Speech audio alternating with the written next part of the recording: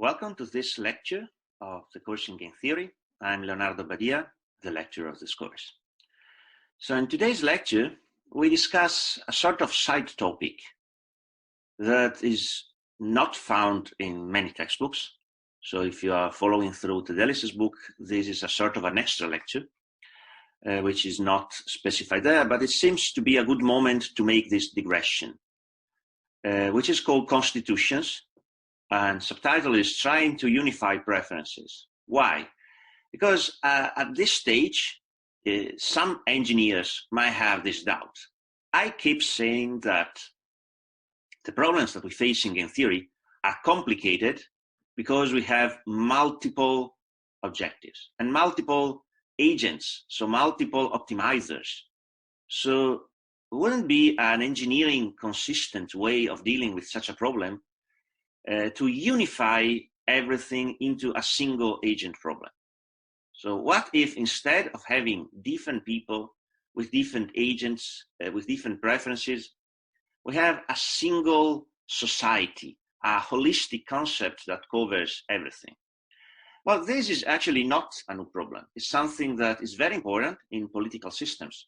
So actually, I stole this idea because when I taught game theory for engineers, there was a sister course of game theory for political systems. It was another class, and they did nothing of math because they were ignorant about math, but they were very keen on these aspects of political implications. And the problem of aggregating preferences is well known, is the reason why people do elections.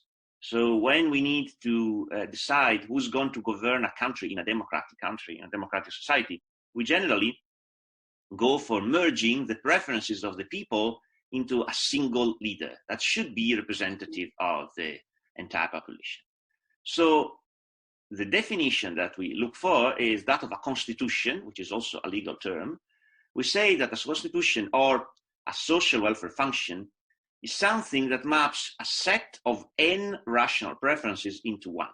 So if R of A is a set of rational preferences, and let's remind, this can be represented through this curly greater than or equal to operator or through a utility function. There are several ways of representing the preferences, but the key point here is that we want to aggregate them.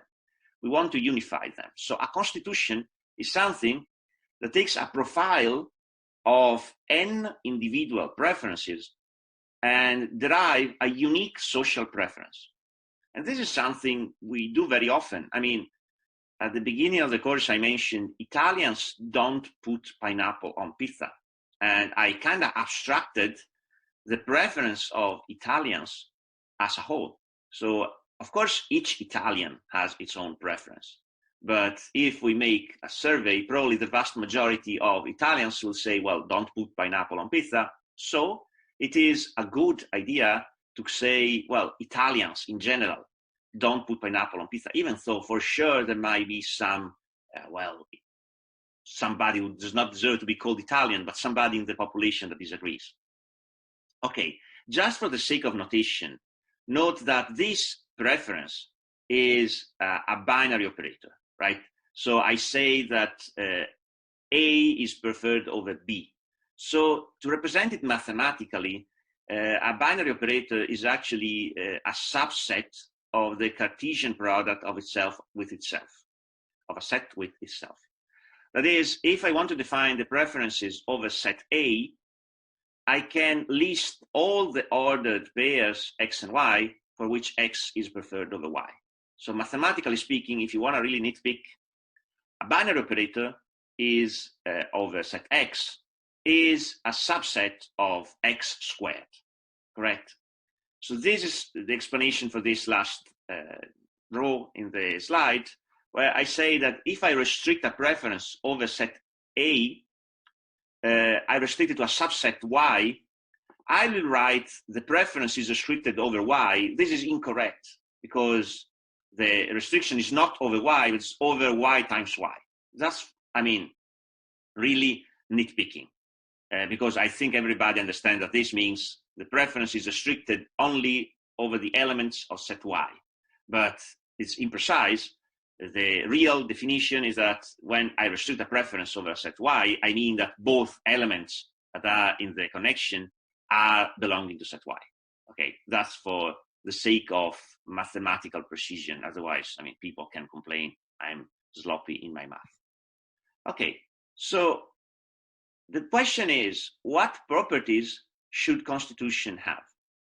And this is a very broad question. Actually, to us, it's interesting because we want to see if we can find a way to aggregate the preferences. If we find one such way, and there might be multiple ways of aggregating preferences that satisfy some properties or not. So we want to know if the way that we can see for aggregating a preference is good enough from the, let's say, mathematical standpoint, because all we have is, let's say, a very complicated optimization problem in which we don't have a single objective. Well, let's merge the multiple objectives into a single one, and we optimize that. We know how to do that, remember, because we said that single agent, single objective optimization is easy. It's something that we derive from operation research or machine learning. There are several approaches to do that. Game theory makes things more complicated because there are multiple players. If we remove that element, well, there is nothing special now. Okay, so what properties can we have for a constitution? This is a very philosophical exercise. So we wonder, what if we are able to aggregate the preferences of a population into one? Can we derive some interesting properties? And this is also very important from the realism of the political systems. So it's twofold. For us, it's the mathematical perspective. But if you ask any colleague of yours into the majoring in political systems, they will tell you, well, I don't know anything about math. I don't care, actually. But I know about these properties because they make sense. I mean, this is kind of mathematical modeling of real life. One such way is this IIA, which stands for Independence of Irrelevant Alternatives, which is kind of a very long name, so I will call it IIA for short. IIA means that if you have two pairs of profiles, and I call them preference I and preference I prime, and you have two elements in the set of alternatives I, if every individual, every player I agrees that A and B stand in certain order with respect to their preference, they agree both in profile I and in profile I prime, meaning the two profiles have differences, but everybody agrees on A or B, and, well, not that everybody agrees, but everybody has the same preference for A and B. They can even be different, like I have a given preference between, I don't know, two actors. Maybe it's a question between, do you prefer Brad Pitt or do you prefer Angelina Jolie? And probably we can say, I mean, some people would prefer having a dinner with Brad Pitt and some people would prefer having a dinner with Angelina Jolie.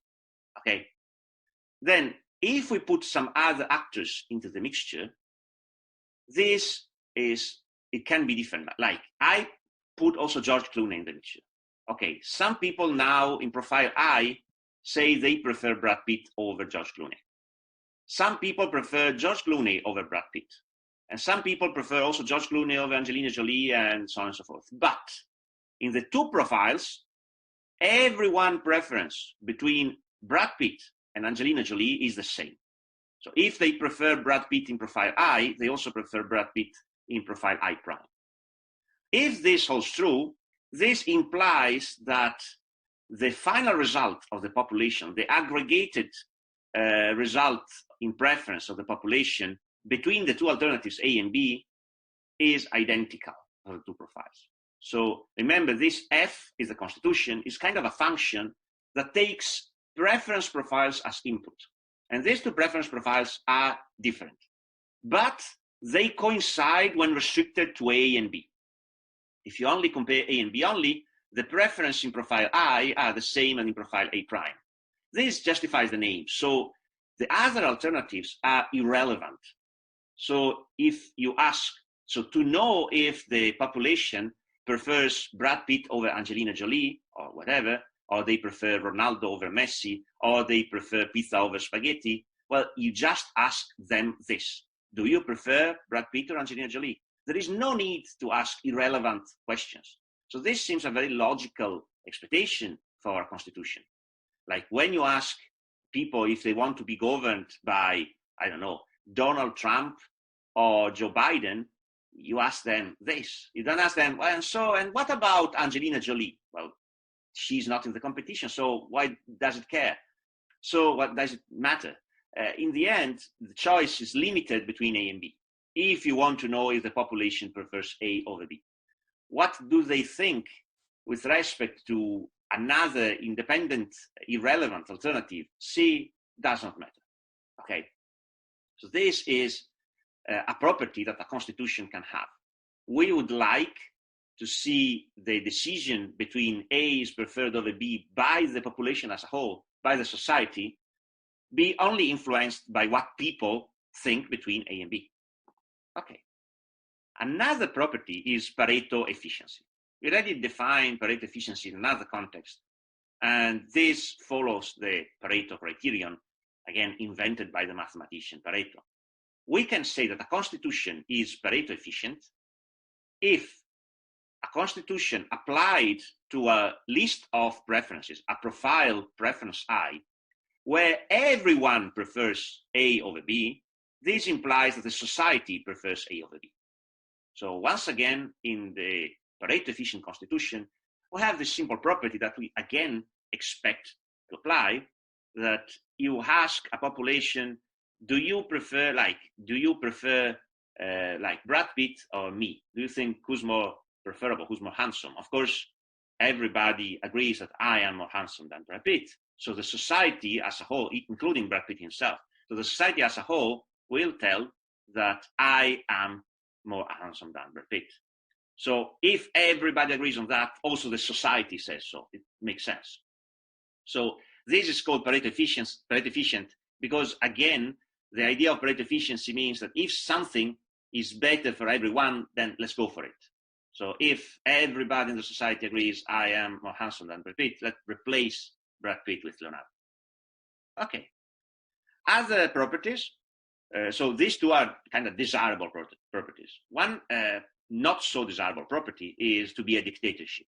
But it's kind of obvious that F can be said to be a dictatorship if there exists an individual I such that the list of profiles is irrelevant but the one of player I.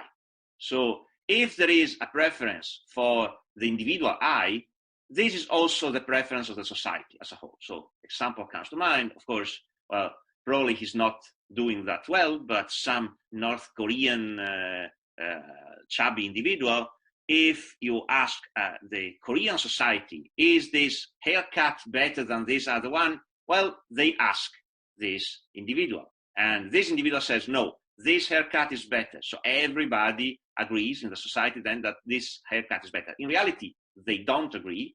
They have their own preference, but they don't say so. The society as a whole looks like if they just mimic the preferences of the supreme leader. Other two properties, I a bit faster here because they kind of resemble what we already said.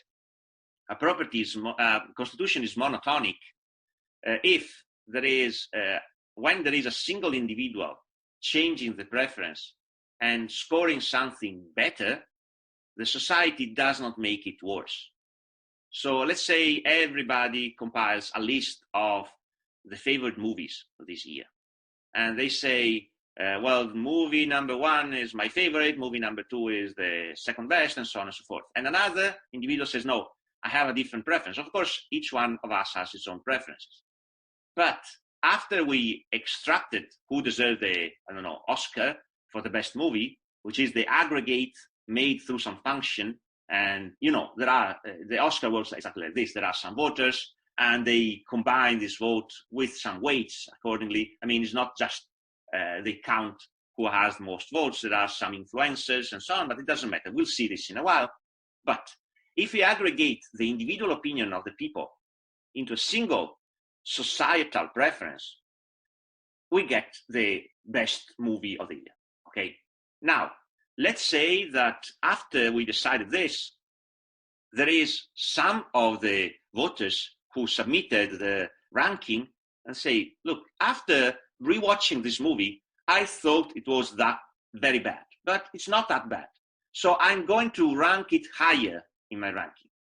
So the preference is, the Constitution is monotonic if after this change, the final rank of this movie that got the change does not get worse. It would be kind of paradoxical, right?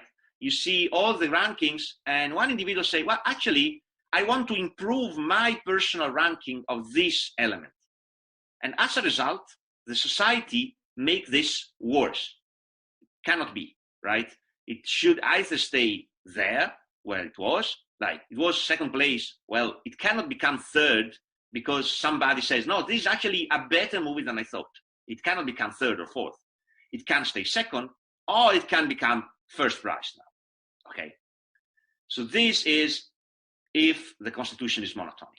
Of course, there can be stupid constitutions that are non-monotonic that have this strange effect that somebody says, you know what, this is a good thing, and I want to improve the ranking, and then you get a bad result in the end. Another example of this aggregation can be your final graduation score. Generally, you take the GPA, you take an average, weighted on the credits and so on. But and this is a monotonic procedure, because if you change your score in a single exam, your final score can only get better. It can stay constant. Maybe you already had the top, so you replace a 28 with a 30, and still you graduate with full marks, with honors. There is no better way to graduate, so you cannot improve, but certainly you cannot get worse because you change a single grade to a better one. Okay, and another property is non-imposition. Non-imposition means that all rational preferences can be outputs. So you see, we are aggregating a set of individual preferences and we get a unique preference as a result. We are saying that the function is surjective if this satisfies the non-imposition principle, which means that all preferences are possible results of the aggregation.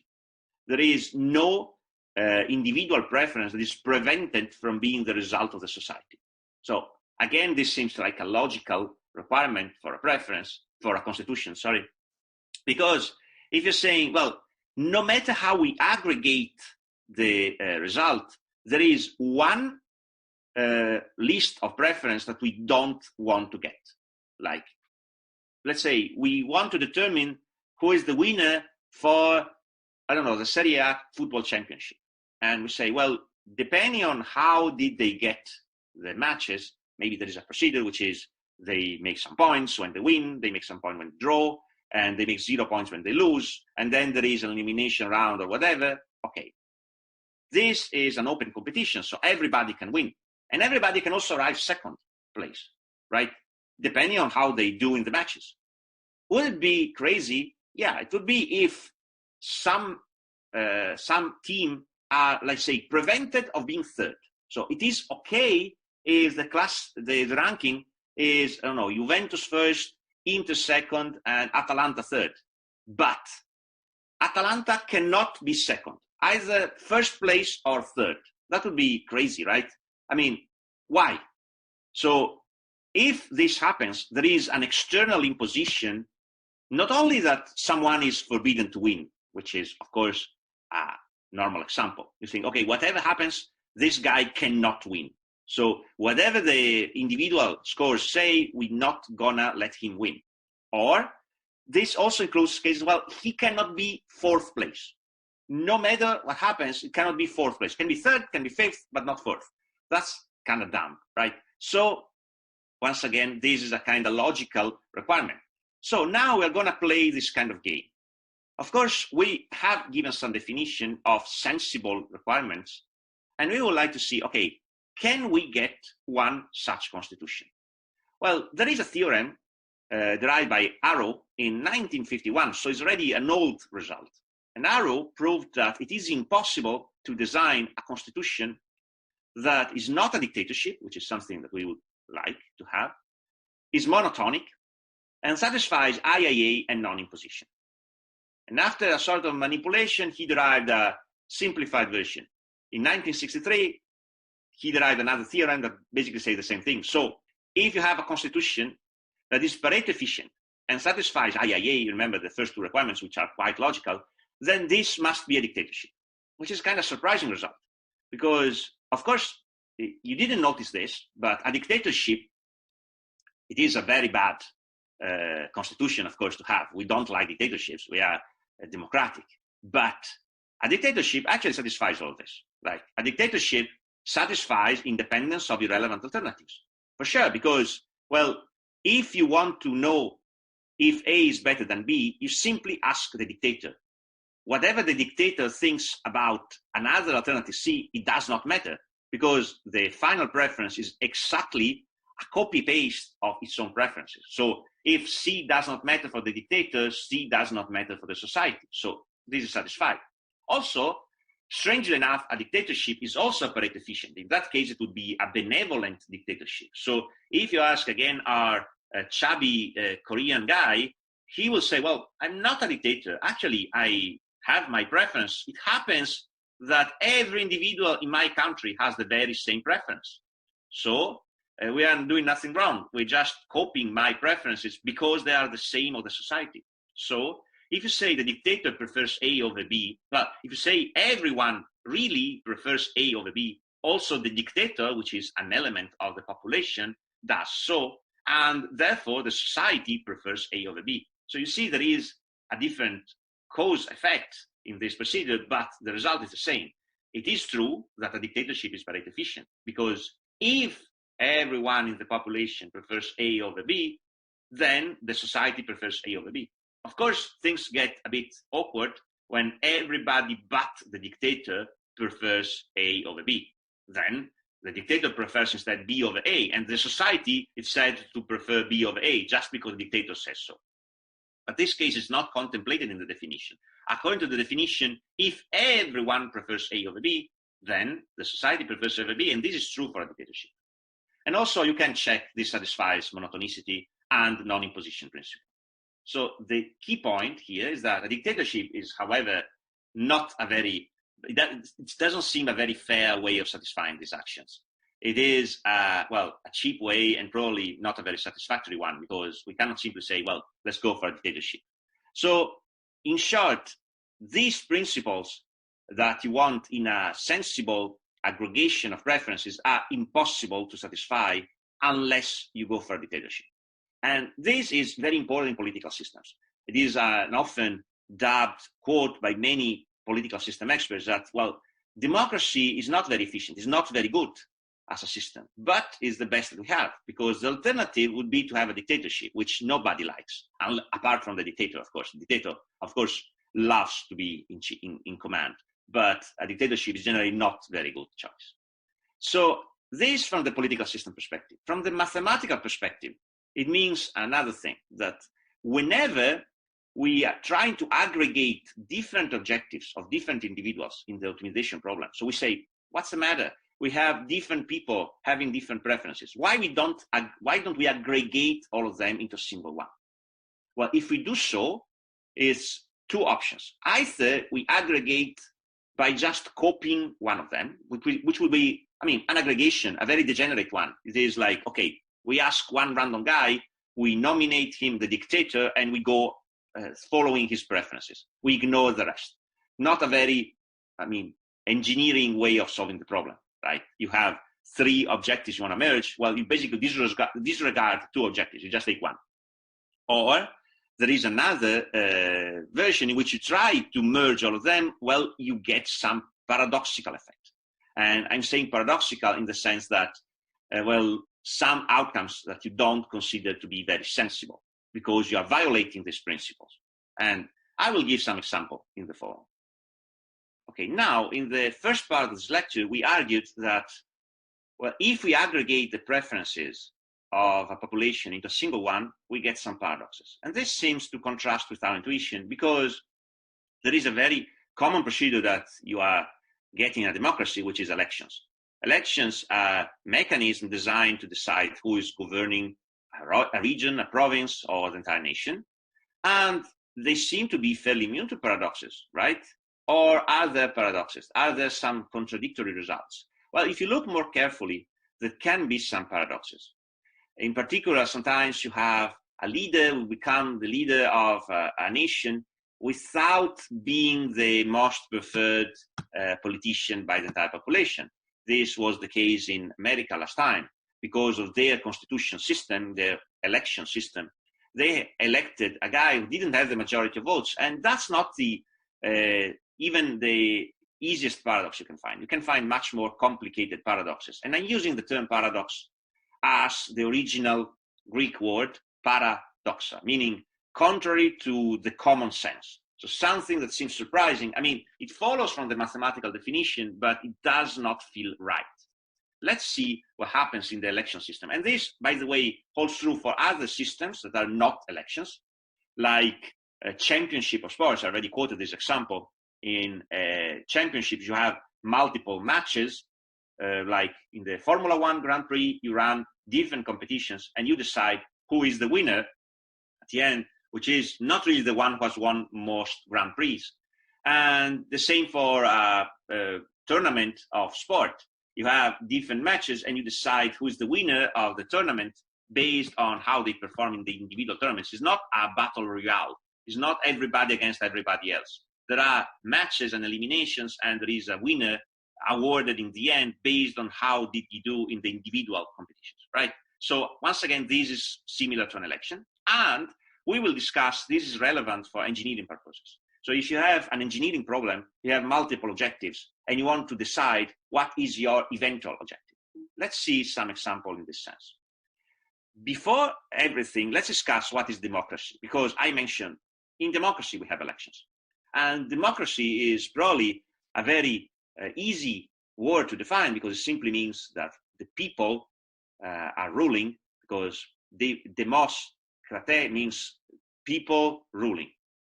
But this, how do people rule? Because most of the times we see democracies in the real world are not really democracy. It depends on how you define the people. Like in the ancient Greece, the word democracy was invented, but actually not the whole people was ruling because, well, women, for example, were not allowed to cast their vote, and they were even slaves. So the people was not really everyone, was just free men. And this is not really, the people how we mean today. So again, democracy can have some different nuances. But beyond that, we generally associate democracy with majority rule, which is not necessarily the same thing.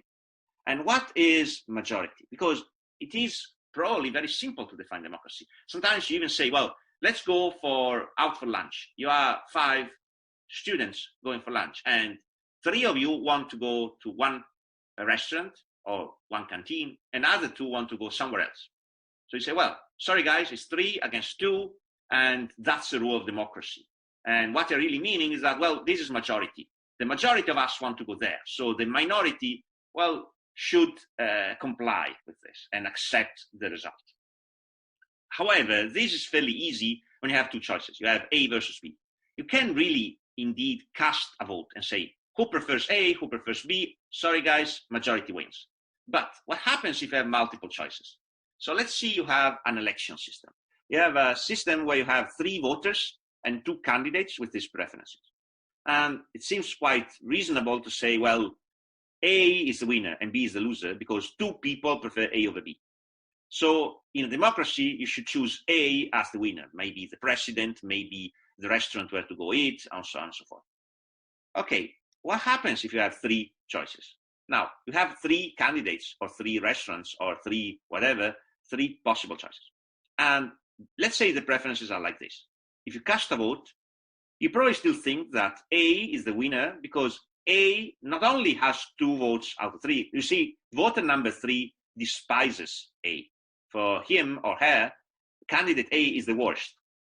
But the other 2 love A very much. Not only that, but if you do a 1 versus 1 match, A is the winner in every match. So A is preferred over B, and A is also preferred over C.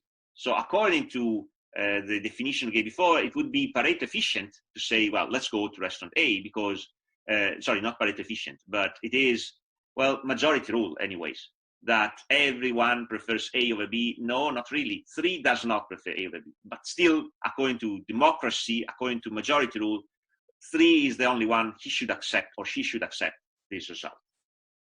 Now, there is a problem. When you have a situation like this, and you see I just changed one order of preference. If we do a one-to-one match in this list of preferences, now there is no best candidate. Because if you go A versus B, you see that A is preferred by 1 and 2. 3 prefers B, but 3 is only 1 versus 2. So A is preferred by majority of the people. But then B is preferred by the majority of the people over C. And now C is preferred over A. So there is no best candidate, meaning a candidate that beats all the others in 1 versus 1. So there is this kind of cycle which can be interpreted as a paradox. Because even though the individual preferences are clear, we are a bit at a loss on how to evaluate the preferences of the population. Because if we just ask, do you prefer A versus B, or B versus C, or C versus A, you get contradictory results. You get this cycle. Okay, let's give a bit of a terminology. If you have a candidate that beats all the other majority-wise, so if you do 1 versus 1 of all the candidates, there is one candidate that is always the winner. We call it the Condorcet winner. And that is the winner of a restaurant competition or the elections or whatever. In a democratic system, if you have a candidate like that, this is the logical winner. But if there is no winner, it must be because there is a cycle, which is called the Condorcet cycle. Condorcet was a French nobleman who identified this. It was not the first one to identify it because there are other historical examples in which some people observed, like, for example, Pliny the Younger observed a phenomenon like that into the Senate, and there are articles in Roman history about this, which is very interesting. But in general, Condorcet was the first to formalize this. And so in his honor, it's called the Condorcet winner if there is a single winner. And if there is not, there must be a cycle of preferences like before. It is called the Condorcet cycle. By the way, Condorcet was executed in the French Revolution because he sided with the moderates. And so accordingly, he was not very wise in choosing that because the French Revolution took a turn for the extremists. And therefore, also he experienced firsthand the irrational choices that you might sometimes make in a democracy when you do elections, because they voted for sentencing him to the guillotine. Okay, note that the Condorcet cycle requires at least 3 candidates. If you have more than 3 candidates, you can have a mixture. Like, you can have a single Condorcet winner and the other 3 can stand in a Condorcet cycle. Okay, so it is possible. Okay, so let's see some remarks about this situation, this odd situation. First of all, you might wonder, well, but you constructed the counterexample by hand. True, but you can see that if you have only 2 candidates, there is no cycle, no paradox whatsoever. The Condorcet cycle I had here arises when you add C in different positions. So if you add C like here in the position order, C is the Condorcet winner, because in every 1 versus 1 match, C is always the winner, versus A and versus B. If you put C like here, C is the worst one. So C is the Condorcet loser, we can say. It doesn't exist, but we can call it this way. C is the loser because nobody likes C. Well, 3 likes C better than A, but still is in the minority. And if you put C like this, you have a Condorcet cycle. So this really depends on where you put C arbitrarily between A, B, and C. And it might seem kind of odd because you say, well, luckily, we won't have this strange outcome because you see, you have a really messed up order. Like, voter number 1 prefers A on top and C is the bottom. And voter number 3, who had A as the worst one, has B as the preferred one, and C is somehow intermediate. And therefore, 2 should have the alternative not picked by everyone. So the order is really all reversed. There is no one with the same preference, no one with the same worst one, and the middle one is also different for everyone. Well, this is not so uncommon as you might think. Okay, so in reality, of course, this depends on how natural are the alternatives. You might say, well, of course, but in a society, probably everyone either agrees that A is the best or the worst if it is a politician, for example. Maybe not. There might be cycles, and the probability of Condorcet cycles grows with the number of candidates. Especially if you have a sufficiently large number of alternatives, you're guaranteed to have Condorcet cycles. Of course, if the alternatives are sort of random distributed. So for random preferences, you have this probability of at least one cycle, which is not very high, even if you have an infinite number of voters. The probability that you have some cycles grows up, but is relatively limited. But if you have more alternatives, you see the probability of a cycle, again with random alternatives, grows very rapidly. And if you have infinitely many choices, you're guaranteed that somewhere there is a cycle. So Condorcet cycles are real, and I mean, they put a serious threat to our conclusions because they look like a paradox, and we will discuss this in a while. But also, the question is, okay, but we are talking about elections. Why do we care? We're not political system designers, even though, I mean, from one perspective, this should concern you because you are going to be members of the society as engineers, and so you should be concerned if there is democracy and if democracy is applied well. If there is some paradoxical effect coming out of democracy, you should be concerned because this opens the door to tyranny in a short while. But anyways, beyond that, there are other scenarios in which engineers are really worried about that. Like every scheduling problem is scheduling, it might be scheduling of tasks on a computer or scheduling of packets in a transmission. These are really scenarios where you can have the situation. You have maybe the candidates A, B, C are the tasks you want to allocate. You want to schedule a transmission from users, and you have different criteria to choose among them. Maybe there is one client has higher priority, and another client has a very short deadline coming, and another client is paying a lot for the service. So you have different criteria, and maybe the order is different, and this can lead to a Condorcet cycle. Same can happen in any kind of optimization problem. You might have different solutions of the optimization problem, which you find through, I don't know, exhaustive search, tabu search, genetic algorithms, and you want to compare them. They don't directly compare because you have different objectives. Maybe there is one solution that is best for criteria number 1, but another solution is better for criteria number 2, and the third one is better for criteria number 3. So what do you choose? Again, you might end up in having different preferences. Let's give a classical example. This is a classical political example that you see in many textbooks. This political example relates to, well, the US, but it can be applied to Europe as well. You have, let's say, 3 parties or 3 opinions on any Senate or any chamber of representatives, and sometimes they might be equally split. So liberals here means actually different from liberal in Europe, is the American version, means left wing. There is conservatives, which is right wing, and sometimes you have an intermediate party, which is anti-deficit, which they are not really left or right, they just want to have a good, solid economy. So there are 2 things that you can do as a governor of a state, of a nation, or whatever. You might want to increase taxes or decrease taxes. And similarly, you want to increase public expense or decrease public expense. Of course, it is not doable to increase public expense and also to lower taxes, because you cannot eat your cake and also have it. If you eat your cake, you have no more cake. But you can do 3 things.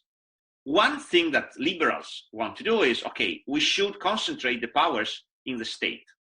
This is common in left-governed countries, where you say, okay, the government takes care of the basic needs of the population, so you pay a lot of taxes, but you also have very good services, public hospitals, public schools, and so on. That's their preference. If this does not happen, then the liberals will say, okay, then we should decrease the spending, but also this allows us to decrease taxes. So second alternative is, okay, if we cannot increase taxes, let's decrease taxes because we are concerned with the poor people. And third alternative, which is the worst, is we increase taxes, but at the same time, we decrease the public spending. That's the worst alternative if you are a socialist, let's say. In the middle, there is the anti-deficit party, which is very popular in the European Union nowadays because many governments in the European Union are forced to fight against the deficit. So they need to reduce public expenses, but also increase taxes. And this is in order to meet some parameters, some requirements by the European Union, by the local government, by the bank authorities. So there are some politicians that say, well, it's important that we keep our alliances with Europe or US or whatever, so we should not make too much debts. And to do so, we both increase taxes and we decrease spending. That's our first priority. If we cannot do that, a second alternative is to increase taxes, and at the same time, we are also allowed to increase spending, because if there is really a need for public spending, we do it. But of course, we need to increase taxes. The worst alternative for them is to decrease taxes and decrease spending, because this won't fix the deficit and also will not lead to better spending. So that's bad. And there are conservatives. Conservatives are generally, right-wing, and they generally are in favor of private initiative. So conservatives don't like public interventions in the economy. And they say, well, the best alternative, you know what, is to decrease taxes and to decrease spending. That's the best thing. The most important thing is to decrease taxes. You often see the slogan like, let's people keep their money. And of course, the reason behind this is that, well, I earn my money. Yeah, but of course, if you earn your money, the principle of a society is that you put a part of your money together with the others for public expenses. If you keep all of your money, there is no money for schools, for hospitals, for everything that the public needs. And well, then maybe you're very rich, you can afford a private hospital, good for you. But poor people cannot afford that. So conservatives still think the best alternative is to lower taxes. That's the best priority. If you cannot lower taxes, still they are against public intervention. So they want to decrease public spending.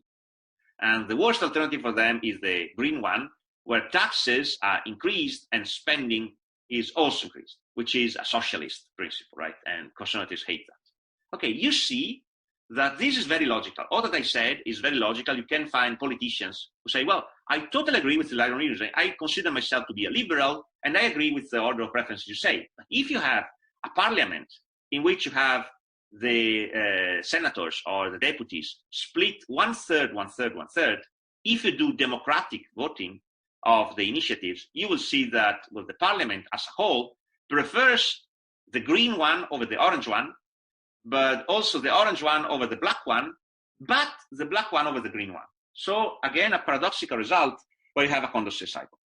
Okay, now let's see another example taken from engineering world. In this situation, you have, let's say, a channel where you want to transmit some data. This is very common in networking. And you see, I use the same colors because now I have exactly the same problem of before. I have a Condorcet cycle. Let's say you have 3 channels on which you can transmit. And you can, it depends on how many, actually 3 types of channels. Let's say you have well-behaved channels, very good quality channels. If you have a very good quality channel, your first alternative would be voice over IP. The slide's a bit old. Now you can even transmit like video calls, Zoom meetings. That would be the thing to transmit now. So you transmit some interactive content where you have strong needs for high quality and low delay. Then, if you don't have any interactive content to transmit, then you transmit video streaming. Video streaming is very heavy, but not interactive. So this is also the second choice. And the worst choice you can do if your channel quality is very good is to transmit best effort data. So download files or send emails. This kind of content you can transmit even on very bad channels. There is no need to waste a good channel for that. Now, let's say you have a high delay channel. So the quality, the bandwidth is very big, but there is high delay. In this case, it would be very bad to transmit interactive content because you cannot, you hear the others in a voice call after a long delay, which is very annoying. But the bandwidth is very high. So you can do video streaming. Video streaming is not interactive. You can buffer, and since you have a lot of bandwidth, so you still get a nice, decent quality. And the intermediate choice is best effort data. So again, just downloading data. If you have instead a very bad channel with high losses, then your best choice is to do best effort, like just download data. It won't be good to have video streaming because video streaming is very sensitive to losses. You download your video and you discover that, well, the frames are all wrong. You have big blocks missing, so it's not good. And voice over IP is sort of intermediate. I said voice over IP and not video over IP because video would be same as video streaming in bandwidth, but voice over IP, maybe it works even on bad channels because the bandwidth required is not too much. So you add a lot of coding, and I hope you know what I'm talking about, but this does not relate to the specific lecture of today. It's just to show you that even engineering examples are relevant to this kind of Condorcet cycles. In both cases, you have a Condorcet cycle, depending on what is your preference. So you should be concerned of that. So now the third part of this lecture is to search for a perfect system. And we wonder, does it exist a perfect system actually? Because over the course of the centuries, many politicians, many governors have proposed a way to aggregate preferences. So one possible way would simply be, okay, why don't we set an agenda? We have three alternatives, A, B, and C. We decide there is a first round between A and B, and the winner goes against C. So if whoever the winner is the best of everything, right? Well, this does not work in a Condorcet cycle. Because in a Condorcet cycle, if you go A versus B before and the winner against C, then C is going to be the winner because A, which is able to eliminate C, will be actually out in the first round. Okay. If you choose and say, okay, then C versus B in the first round, then B wins the first round, but A wins the second. So you see that whoever goes in the second round directly is the winner. And this is actually true that if you say, well, two chosen at random, the winner goes against the third, it shouldn't affect the order. But actually, whoever you pick as the one admitted directly to the second round, he's going to be the winner. So this is not viable. So there are many methods proposed, well, not really in the literature, but over the course of the history about what is the preference. Let's see. I list them all, and let's give a quick review of them. So plurality voting is the easiest of them, and it's the most commonly used. Because generally, you decide who is the winner in a system, who is the best one in a system, by simply counting the preferences. You just count who is favoring this guy as the best. So this is common in elections. You generally go there, you have many parties, you choose your favorite parties, or you have many candidates, you choose only your favorite candidate, and the winner of the election is the candidate with most votes. Easy. So is this immune to paradoxes? Let's say you have this plurality voting scenario. You have 9 voters, 4 of them have the preference ABC. 3 of them have preferences BCA, and 2 have CBA. Now, here, if you go to the elections, A wins. A wins because it gets, 4 votes out of 9, which is not the absolute majority, it's just what's called the relative majority, but it's a good share of the population. And it's definitely better than B and C alone. However, this is a paradoxical result because there is a majority that prefers B over A, and the majority prefers C over A. So A would be the Condorcet loser. So if A goes 1 versus 1 in every other comparison, A will lose. And there is even a Condorcet winner. There is even a candidate that wins against everyone else in a 1-to-1 match, which is B, because B is even preferred over C. So the problem here is that we have a society here in which A is very polarizing. A does not get the absolute majority, but the electors who like A love him very much, and so they are all convinced A is the best choice. Well, you can see, this is like saying this party has agreed on one single candidate, which is A. The other party has 2 candidates, and the voters of the party don't like A at all, and they have the majority, but they are internally split between B and C. And this is a fairly common scenario. This is why many parties do primary elections, something like that, to determine who's going to be the sole candidate, and everybody supports that. But still, if you don't like the winner of your internal elections, maybe you don't show up for voting or do something like that. So there can be paradoxes, even in the simple scenario. So another thing that is generally used to avoid this kind of scenario is two-phase runoff. In Italy, at least, we do that for mayors. I mean, if no candidate for mayor has the majority after one round, because you see, the problem is when A doesn't get the majority. If A had the majority here, A would be the Condorcet winner, no problem. But A does not have the full majority, has only the relative majority. So it's the first party, but not the majority party. So one way to trick things into obtaining a majority would be, okay, then let's identify the two best alternatives and let's do a 1 versus 1 match. This is what they do in general in Italy and even in France or in other countries to find the winner of an election. If there is no candidate with absolute majority, they say, okay, let's take the two best candidates, and after this second round, there should be a winner with absolute majority because there are only two candidates. So the winner has more than 50% plus one, right? So they do a ballot in the second round. Let's see what happens in this example. This is a different example than before. We have different numbers, A, B, C. You see the numbers here. So 4 votes, again, population is split 4, 3, 2. The thing is, C is an overall good candidate. C is the Condorcet winner. You see, it is very liked by a small minority of the population and is generally liked by everyone else. So it should be a good candidate. It should be like the intermediate choice for everyone. Anyways, C does not go to the ballot. That's a problem because in this scenario, A and B go to the ballot and B wins in the end, but still there is a majority that prefers C over B. So C should have been the winner. The problem is that C does not make it to the ballot. And so the problem with a two-phase runoff is not solved because you should somehow guarantee that the Condorcet winner goes to the ballot, which is not guaranteed at all.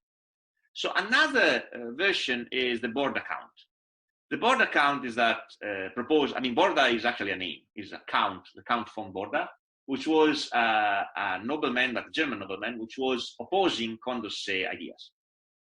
And the point is, Borda said, well, the problem here is that the plurality voting or even the two-phase runoff generally favored very polarized solution. But the real best solution in a nation is in the middle. You should find somebody which is not really the best, but the least of the evils. So the lesser evil. And so on, Borda proposed this method, which is actually very used in many situations. Borda count means that you don't just count the first place, but you even reward, even though you reward it less, the second place, the third place, and so on. So you can identify different mechanisms, but in Borda count, the classic example goes like this. You have n candidates, and when you vote, you rank all of them, and you give a score. You give m minus point to the best one, m minus 2 to the second one, m minus 3 to the third one, until the last one who gets 0 points. Okay. Well, of course, you can change the numbers here. You can give different numbers. You can say, well, why m minus 1, m minus 2? So maybe you have 10 candidates. So the first one gets 9, second one gets 8, until to the 10th gets 0. Maybe you say, maybe my scores are, the first one gets 100 points. The second one gets 10 points. The third one gets 8 points, and so on and so forth. Well, this would water down the Borda count, but the mechanism would be essentially the same. So you want a mechanism where you give different numbers, okay? Not only to the first place, but also to the intermediate ones. Okay, let's see what happens in this example. You have 9 voters, and so you can assign 27 points.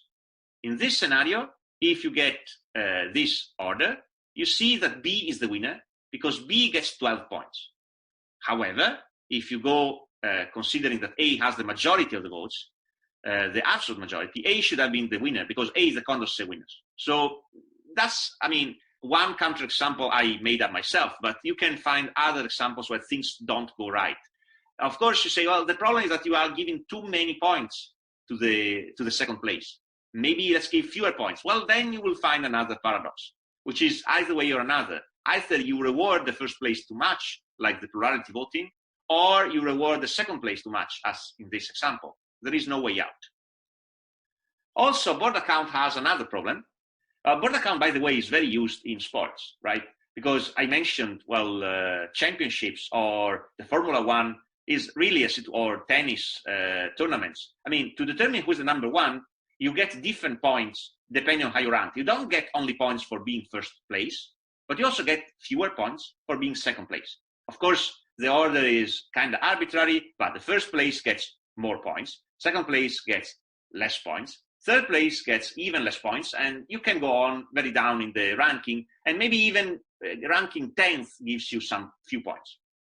So this is used in many sports. And even when you compare nations at the Olympics, they say, well, we can, one nation has won 2 gold medals, And another nation has won 1 gold medal only, but also 10 silver medals. So you can say, well, this second nation did better because we count, 5 points for a gold medal and 3 points for a silver medals and 1 point for a bronze medal. So maybe this is better. It's better to win 1 gold and 10 silvers than just 2 golds. Who knows? So let's see what happens in a sport-like scenario. You have this result where you see D did very well. D was the winner in many competition or got the first place for many voters. So the score is A, 12 points, B, 11, C, 10, and D, 21, an astounding 21. So D is the gold medalist, A is silver, and B is bronze. Okay, that's the result, of course, of board account. Well, now, let's assume that D retires because maybe, D is positive at the anti-doping. And so D is disqualified. Or I also mentioned naked photos because sometimes this is done around beauty pageant time. And in beauty pageant, you have a similar mechanism. You have different judges giving different scores.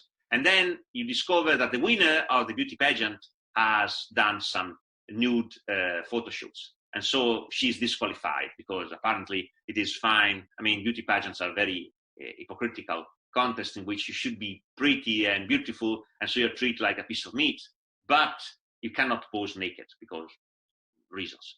Okay, anyways, then if D is disqualified for whatever reason, then you get an entire new ranking because you see now the total points are different. You can compute the points according to a different board account, and you get C is the winner.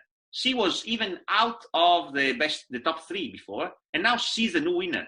So the retirement does not make the ranking scoot.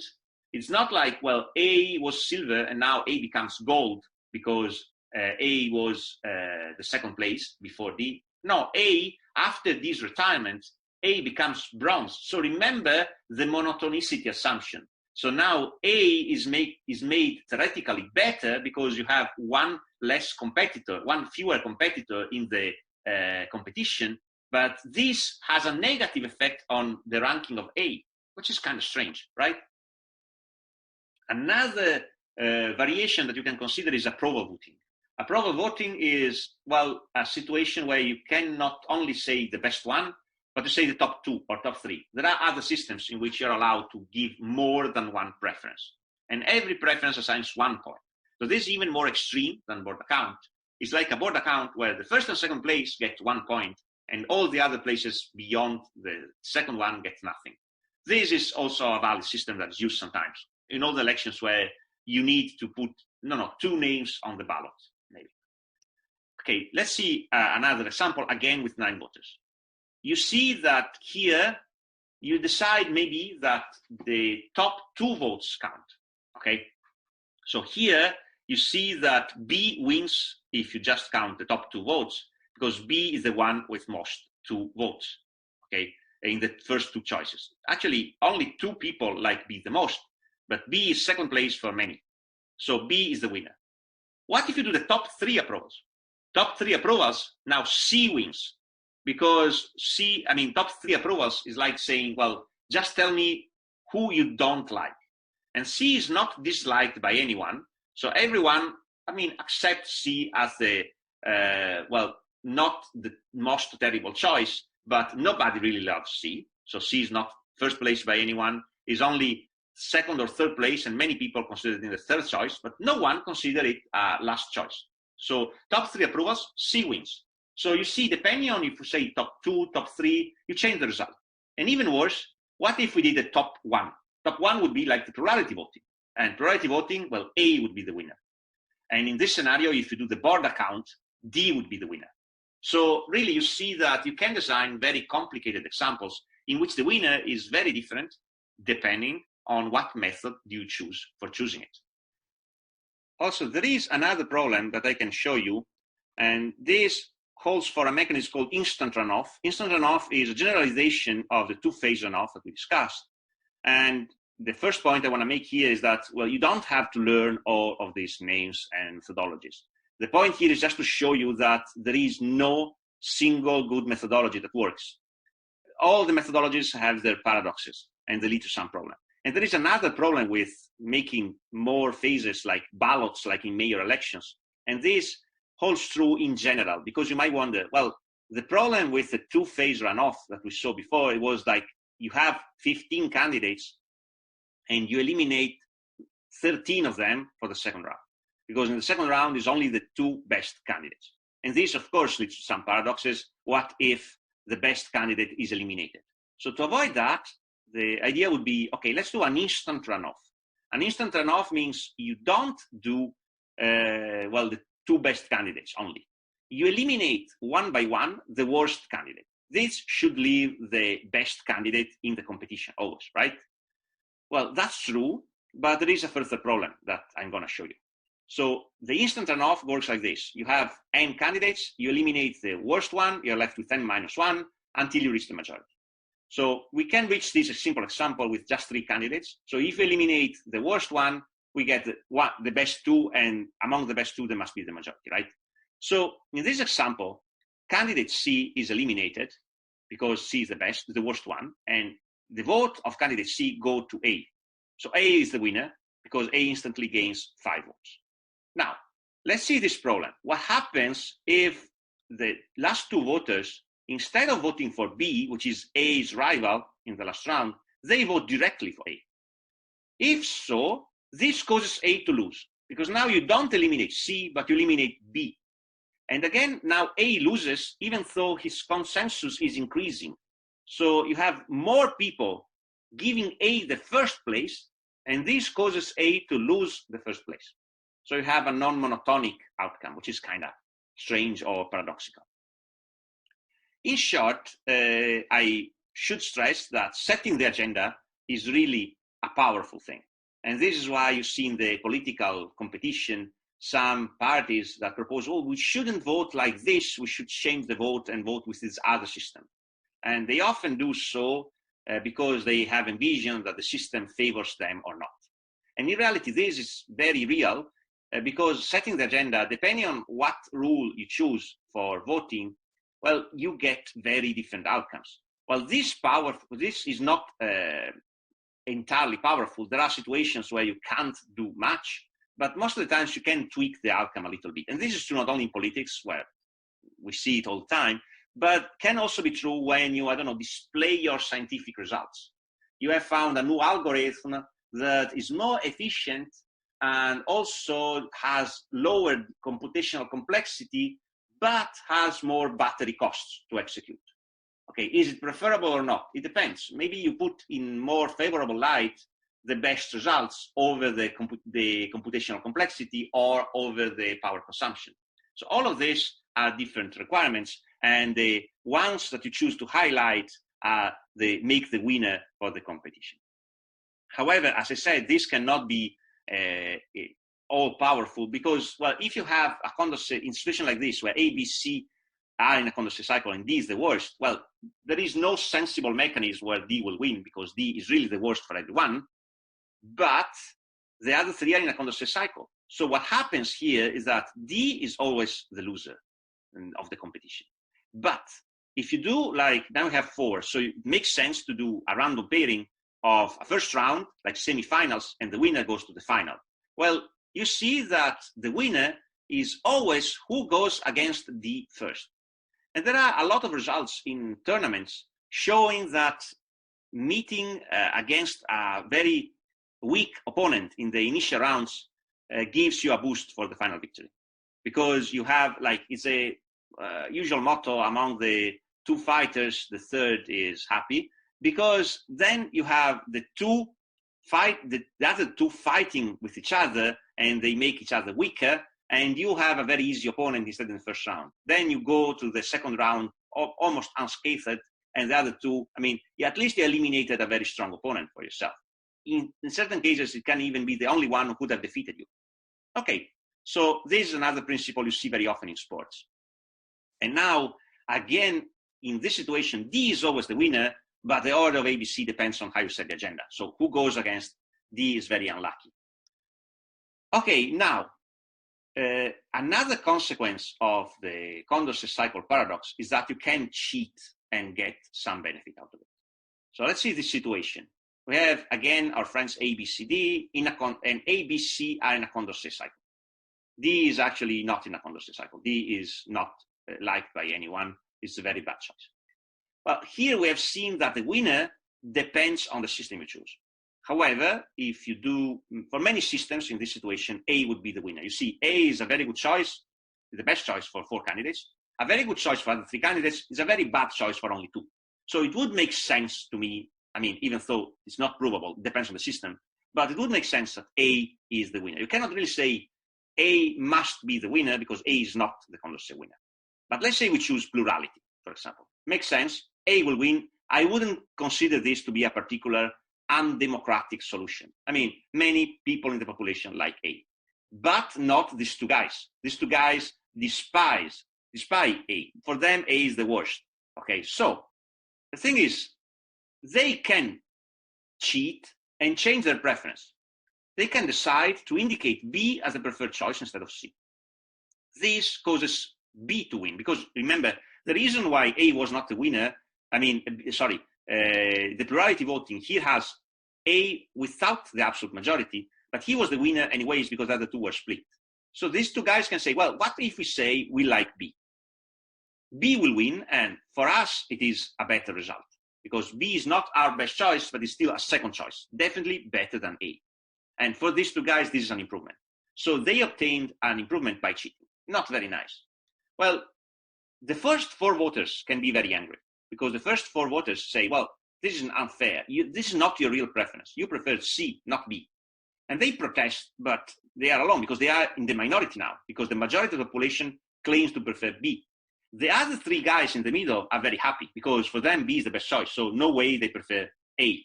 They want B. So you see, there is no way to counteract this cheating after it happened.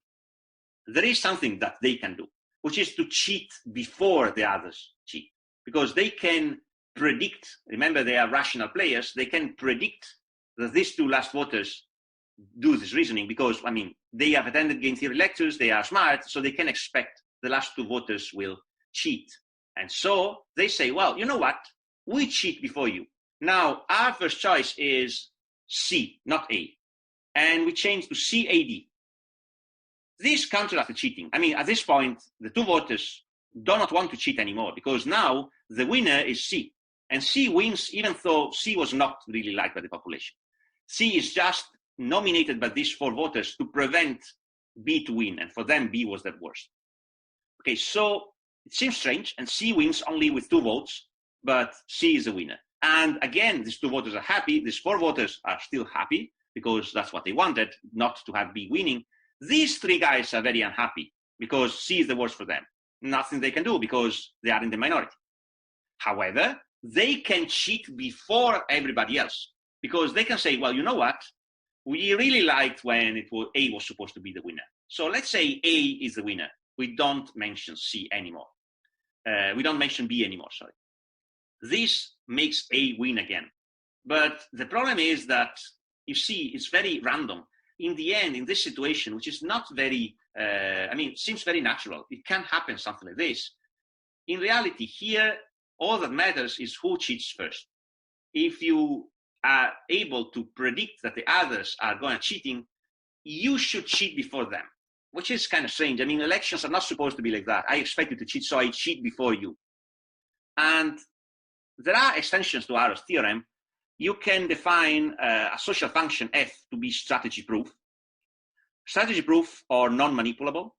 This means that if you change your preference, there is no incentive. So formally speaking, you say that F preference I is preferred for player J over F applied to a preference where the preference of minus J is still green, still unchanged, and only the preference of J changes. So there is no way for player J to change his or her preferences and get a better result for J, him or herself. Well, too bad, there is a theorem, which is the Gibberard-Satterthwaite theorem. And this states that any strategy-proof constitution that does not forbid anyone to win, so it satisfies non-imposition, this again must be a dictatorship. Of course, dictatorship is strategy-proof, because if you change your preference, well, you don't gain anything, right? If you change your preference, if you are the dictator, there is no point in changing your preference. You get what you want, so why should you change your preference? And if you are not the dictator, there is also no point in changing your preferences because your preferences do not matter anyway. So a dictatorship satisfies the strategy proof principle. Now, if you want a strategy proof principle to be true, and you also want non-imposition, well, there is no way. It's again a case where you can't have your cake and eat it. Too bad. You should account for some cheating in the system. Every election system can be tampered with, which is a very bad result, actually. So there are several problems, you see. And remember the Arrow's theorem, we say that, well, if it's Pareto efficient and satisfies IIA, it must be dictatorship. And there are some ways out. So you say, well, for example, you can weaken some conditions. One reason is to use free approval voting. So instead of saying, well, I vote, and every individual must vote and can only vote for one individual, for example, as in common elections, a more common practical thing, I mean, this would avoid many paradoxes. It is not perfect still, but avoids many paradoxes, is free approval voting, which is, strange enough, what you have in social networks. On YouTube videos, you can click like or dislike. On Facebook, you can click like if you want. And now you can also add some reactions, but this is entirely free. You're not required to put a click. And this is much better. And this was observed. You see, there is a lot of strategy of social network operators into this, like Facebook and Google think of this very carefully. And the reason why they implement this is not just, I mean, they don't care about the consequences of dislike. They say, we don't introduce this click because this will lead people to develop anxiety. Not true. They don't care about people being anxious or not. They care about the exploitability of the results. So if the results are paradoxical in that they get, well, this is the best video of the internet. So we put the advertisement there because the most liked video of the internet. It cannot be. I mean, there is no single most liked video over the internet because some people prefer one video, some other people prefer one video, and there are paradoxes. But to avoid these paradoxes, you don't go for an election system like before. You just count how many likes have been clicked. This is much more useful. Okay, this is one way out. But I perceive, even though I don't see you because I'm recording this video, I perceive that you have a question back in your mind. Because I said, well, don't we live in a democratic society? Don't we have democracy? And why don't we apply majority rule? Majority rule seems very simple, right?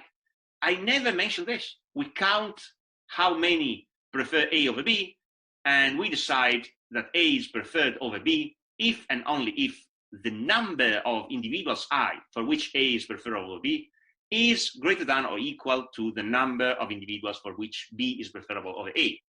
Why isn't this as simple? Well, there are problems with that.